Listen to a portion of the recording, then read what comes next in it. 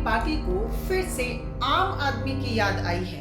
सवाल ये है कि ये याद सच्ची है या सिर्फ वोट बैंक को साधने का एक और तरीका। बुजुर्गों, महिलाओं, युवाओं, पुजारियों के बाद आम आदमी पार्टी को लगा कोई छूट तो नहीं रहा जिसको रेवड़ी नहीं बांटी। तो पता चला भैया कि मिडिल क्लास को तो भूल ही गए। हालांकि हर पार्टी इस वर्ग को भूल जाती है जिसके टैक्स के पैसे से देश चलता है। नमस्कार, मैं हूं रितिका यादव और आपका स्वागत है हमारे डिजिटल प्लेटफॉर्म पर। अरविंद केजरीवाल ने मिडिल क्लास को ध्यान में रखते हुए अपना घोषणा पत्र जारी किया है। मतलब मिडिल क्लास के क्या सपने होते हैं? उनके कोई बहुत बड़े सपने नहीं है। वो अपने लिए एक अच्छी नौकरी या बिजनेस चाहते हैं, एक अपना घर चाहते हैं, बच्चों के लिए अच्छी शिक्षा चाहते हैं। ये सब चाहते हैं कि उनका परिवार हमेशा स्वस्थ रहे, सुरक्षित रहे। इन सब को पूरा करने के लिए एक आम आदमी, एक मिडिल क्लास का आदमी अपनी पूरी जिंदगी दिन रात मेहनत करता है और बस यही उम्मीद करता है कि उसे सरकार से कुछ थोड़ी सी मदद मिल जाए। लेकिन सच क्या है? आज अधिकतर सरकारें ना उनके लिए अच्छे स्कूल बना रही हैं, ना उनके लिए अच्छे अस्पताल बना रही है, ना उनको रोजगार दे पा रही है और ना उन्हें सुरक्षा दे पा रही है, ना क्राइम को कंट्रोल कर पा रही है। सच्चाई है कि इस वर्ग को सबसे ज्यादा हमारे देश में परेशान किया जाता है और कोई देश नहीं है जहां मिडिल क्लास को इतना परेशान किया जाता हो।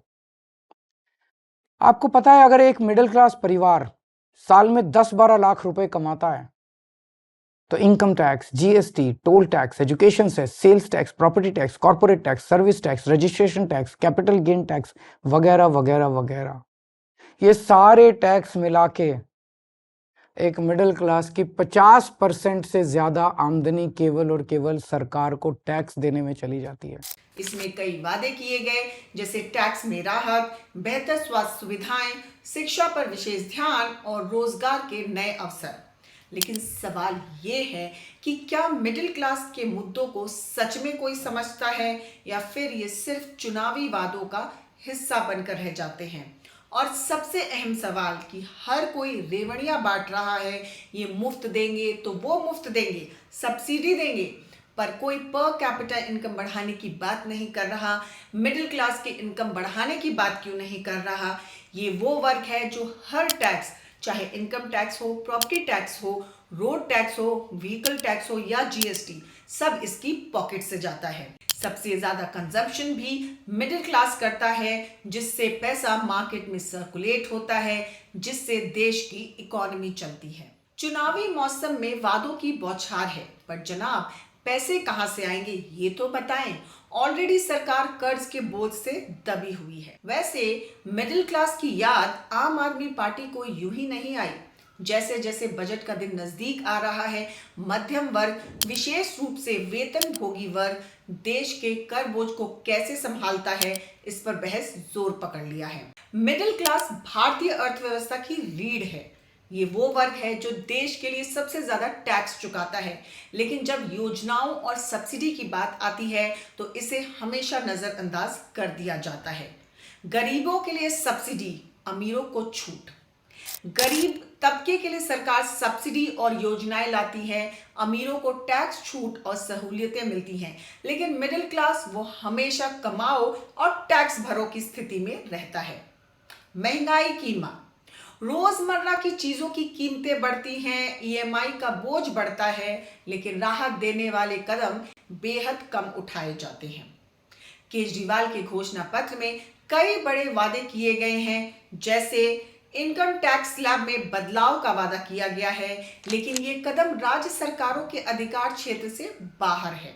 दिल्ली में मुफ्त बिजली और पानी जैसी योजनाओं को मिडिल क्लास के लिए फायदेमंद बताया जा रहा है, लेकिन इससे जुड़े दीर्घकालिक आर्थिक प्रभावों पर ध्यान नहीं दिया गया। सरकारी स्कूल और मोहल्ला क्लिनिक जैसे मॉडल की तारीफ होती है, लेकिन मिडिल क्लास के लोग अब भी प्राइवेट स्कूलों और अस्पतालों पर निर्भर हैं, जहां खर्च आसमान छू रहे हैं।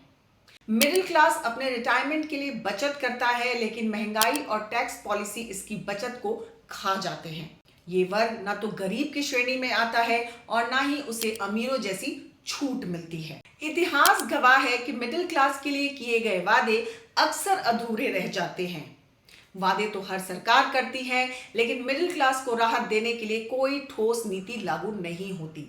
असल सवाल ये है कि घोषणा पत्र में जो कहा गया है उसे पूरा करने के लिए वित्तीय प्रबंधन और राजनीतिक इच्छा शक्ति कहाँ है। मिडिल क्लास को अब जागरूक होकर अपने अधिकारों की मांग करनी होगी। सरकारें तभी इस वर्ग के लिए काम करेंगी जब यह वोट बैंक के रूप में मजबूती से खड़ा होगा। टैक्स की उचित दरें, बेहतर पब्लिक इंफ्रास्ट्रक्चर और महंगाई पर नियंत्रण जैसी मांगों को आवाज देना जरूरी है। दिल्ली मॉडल को हर चुनाव में बेस्ट प्रैक्टिस की तरह पेश किया जाता है, लेकिन ये मॉडल आम आदमी के लिए कितना कारगर है? क्या मुफ्त सुविधाएं ही आम आदमी के जीवन को बेहतर बनाने के लिए काफी हैं? क्या रोजगार, महंगाई और टैक्स जैसी असली समस्याओं का समाधान मुफ्त बिजली पानी है? आम आदमी पार्टी को आम आदमी की याद हमेशा चुनाव के वक्त आती है, लेकिन सच्चाई ये है कि जब तक आम आदमी खुद अपनी ताकत नहीं समझेगा, तब तक वह सिर्फ वोट बैंक बनकर रह जाएगा। चुनावी घोषणाओं से परे हमें ये देखना होगा कि कौन सी सरकार आम आदमी के जीवन को स्थायी रूप से बेहतर बनाने की दिशा में काम कर रही है। तो क्या इस बार आम आदमी पार्टी को सच में उसकी फिक्र होगी, या फिर वह सिर्फ चुनावी शतरंज का प्यादा बनकर रह जाएगा? आप क्या सोचते हैं? अगर आपको हमारी ये रिपोर्ट पसंद आई हो तो बने रहें हमारे साथ, क्योंकि खबर के हर चौराहे पर पोस्टमैन आपको मिलेगा सत्य के संदेश के साथ। जय हिंद, जय भारत।